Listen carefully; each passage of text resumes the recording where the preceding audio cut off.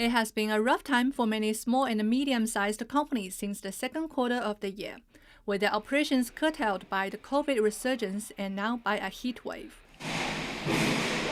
This automation solutions provider in Shanghai is no exception, and the company says the cut in the LPR will be a big helping hand. 第二季度，然后实际上我们企业的经营受疫情影响还是蛮严重的。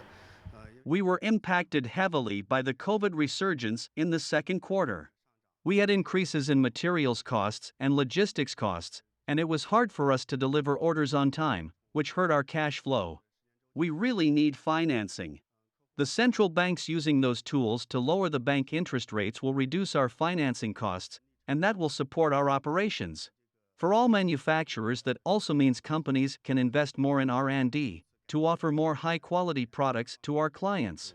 新产品的改善，然后能够提供更多的优质产品给客户。 Analysts point out that by satisfying the financing needs of companies like these, the cut in the LPR could help promote a recovery in consumption as well. What we look at the overseas environment now, the rising cost in the West actually is forced the company to transfer the cost to the consumers. And now they are not really willing to spend because the cost is too high. So I think the lowering cost at this moment, especially the borrowing cost, is the lower the operation cost for the companies. So in the end, I think that will transfer to consumers. They will also get a lower cost. Lowering interest rates is also in line with the government's plans to further stimulate economic growth. Lowering financing costs and increasing liquidity in the economy should boost financing demands from the real economy.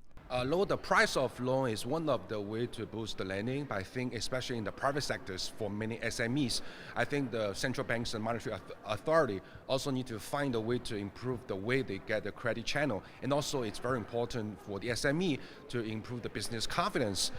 Give the past experience ALPR cuts, what we see the improving lending is immediately. And moving forward, especially toward the end of the year, we expect actually more policy from the fiscal side to supply with the monetary policy to make the economic stimulus more effective. Zhu says he does not expect further interest rate cuts toward the end of the year, since the PBOC's scope to make them could be limited by rising interest rates in other countries. But he notes it is still possible for the central banks to reduce banks' reserve requirement ratio later this year to boost liquidity and reduce banks' funding costs by cutting the proportion of funds that lenders must hold in reserve. In Money Talks.